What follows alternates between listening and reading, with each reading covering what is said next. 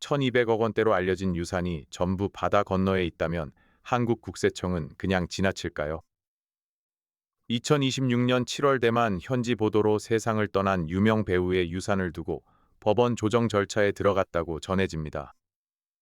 알려진 규모는 약 6억 위안입니다. 재산이 전부 바다 건너에 있으니 한국 세금과는 상관없겠거니 여기기 쉽습니다. 그런데 상속세는 재산이 놓인 자리보다 사람이 살던 자리를 먼저 봅니다. 과세 판단의 출발점이 재산 소재지가 아니라 돌아가신 분이 어디 살았느냐에 있다는 뜻이에요.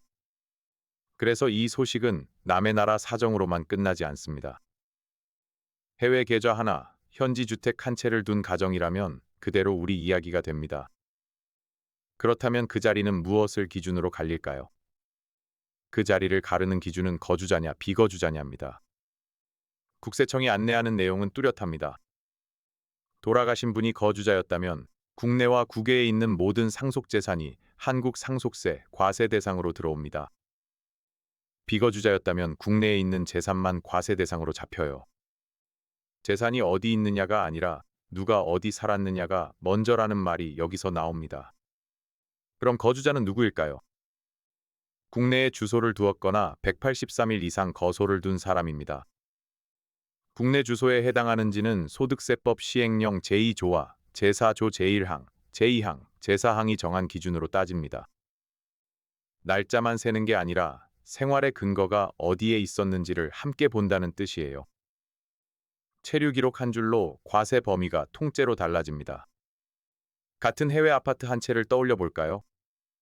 고인이 거주자였다면 그 아파트는 한국 상속세 신고서에 올라갑니다. 비거주자였다면 신고서에서 빠져요. 재산은 그대로인데 사람이 살던 자리에 따라 결과가 갈립니다. 이 차이를 모른 채 국외 재산을 빼고 신고했다가 나중에 가산세까지 얹어내는 일이 생깁니다. 가족 중에 해외 근무나 장기 체류가 있었다면 출입국 기록부터 확인해 보세요. 최근 몇 년 사이 국내 체류 일수가 183일 선을 어디서 넘나들었는지 짚어두면 판단이 한결 수월합니다. 그렇게 국외 재산이 과세 대상에 들어왔다면 현지에서 이미 낸 세금은 어떻게 될까요? 이중으로 내는 일을 막는 장치는 마련돼 있습니다. 그런데 그 장치는 조약이 아니라 우리 국내법에 있어요. 상속세 및 증여세법 제29조가 바로 그 자리입니다. 거주자의 사망으로 상속세를 매길 때 외국에 있는 상속재산에 외국 법령에 따라 상속세가 부과됐다면 그 세액에 상당하는 금액을 상속세 산출세액에서 빼주도록 정합니다. 이름은 외국납부세액공제예요. 조건을 하나씩 뜯어볼까요? 먼저 거주자의 사망으로 상속세를 부과하는 경우라야 합니다. 다음으로 그 재산이 외국에 있어야 하고 외국 법령에 따라 실제로 상속세가 부과됐어야 해요.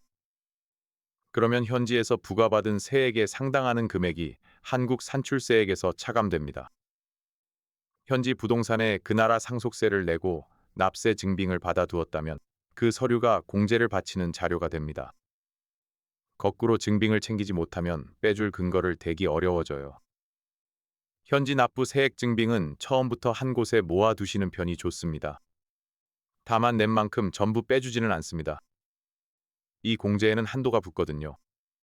한도를 정한 자리는 같은 법 시행령 제21조입니다. 산식은 생각보다 단순해요. 먼저 상속세 산출세액에 외국 과세 표준이 전체 과세 표준에서 차지하는 비율을 곱합니다.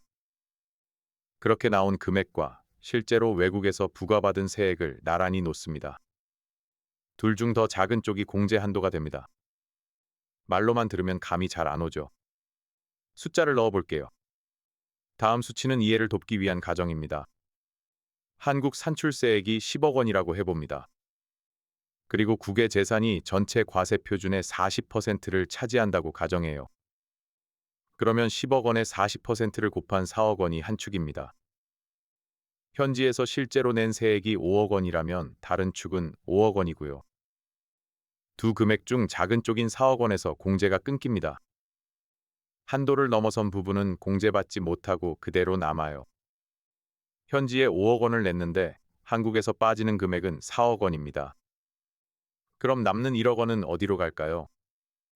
그 1억 원은 어느 쪽에서도 돌아오지 않고 유족 통장에서 그대로 빠져나갑니다. 여기서 한 가지가 보입니다. 국외 재산의 비중이 낮을수록 곱해지는 비율이 작아지고 한도도 함께 내려갑니다. 반대로 현지에서 부과받은 세액이 클수록 한도를 넘어서는 부분이 생기기 쉬워요. 그래서 국외 재산이 섞인 상속이라면 신고 전에 이 두 축을 미리 계산해 두시는 편이 안전합니다. 그렇다면 나라 사이 조약으로 이 차액을 메울 수는 없을까요? 조약 이야기를 하려면 사정을 하나 먼저 짚어야 합니다. 한국과 대만은 정식 국가 간 외교 관계가 없습니다. 그래서 정부 간 조세조약 대신 대표부 간 협정 형태로 이중과세 방지 약정을 맺었고 2021년 말에 체결이 보도됐어요. 눈여겨볼 지점은 그 약정이 다루는 대상입니다. 소득이에요. 상속이나 증여가 아니라 소득에 관한 이중과세를 조정하는 약정입니다. 그럼 상속세 쪽은 어떨까요? 상속세와 증여세를 따로 다루는 조세조약은 찾기 어렵다고 알려져 있는데 이 부분은 공식 확인이 필요합니다. 단정해서 말씀드릴 자리는 아니에요. 다만 조약에 기대기 어렵다면 남는 조정 장치는 앞서 본 국내법 공제뿐입니다. 제29조와 시행령 제21조의 한도가 사실상 마지막 조정 장치가 되는 셈이죠. 여기에 지적이 하나 더 있습니다. 나라마다 재산 평가 방식이 달라 같은 재산에 다른 값이 매겨질 때는 조정이 넉넉하지 않다는 이야기인데 이 역시 단정하기는 이릅니다. 기댈 곳이 국내법 공제라면 그 공제를 제때 신청할 수 있는 기간이 중요해집니다. 국외 재산이 있을 때 신고 기한은 언제까지일까요? 원칙은 상속 개시일이 속하는 달의 말일부터 6개월 이내입니다. 국외 재산이 끼면 이 기간이 꽤 빠듯해요. 현지 등기부와 평가서를 떼고 번역에 공증까지 붙이면 두세 달이 훌쩍 지나갑니다. 그런데 여지가 있습니다. 돌아가신 분이나 상속인 가운데 한 명이라도 외국에 주소를 두었다면 신고 기한이 9개월로 늘어납니다. 석 달이 더 생기는 셈이에요. 가족 중 한 분이 해외에 거주 중이라면 이 조항부터 확인해 보세요.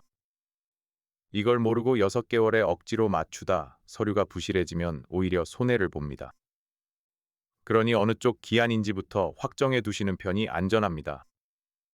챙겨둘 일정이 하나 더 있습니다. 2026년 세제 개편안에는 상속세 및 증여세법을 포함한 11개 세법 개정 법률안이 담겼습니다. 2026년 8월 4일부터 8월 20일까지 입법 예고를 거쳐 9월 1일 국무회의 뒤 정기국회에 제출될 예정이에요. 다만 외국 납부 세액 공제 조문이 손질되는지는 아직 확인되지 않았습니다. 확정된 내용처럼 받아들이시면 곤란해요. 일정만 기억해 두시고 내용은 나오는 대로 확인하시면 됩니다. 여기까지가 제도의 뼈대입니다. 그럼 오늘 당장 손에 쥐어둘 것은 무엇일까요?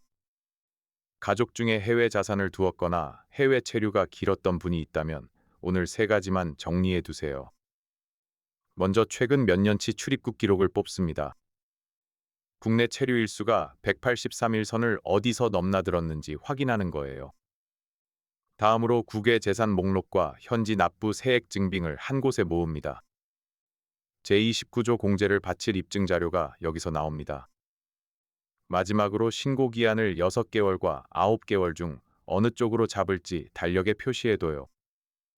이 세 가지를 손에 쥐고 세무 상담을 받으면 오가는 시간과 비용이 눈에 띄게 줄어듭니다.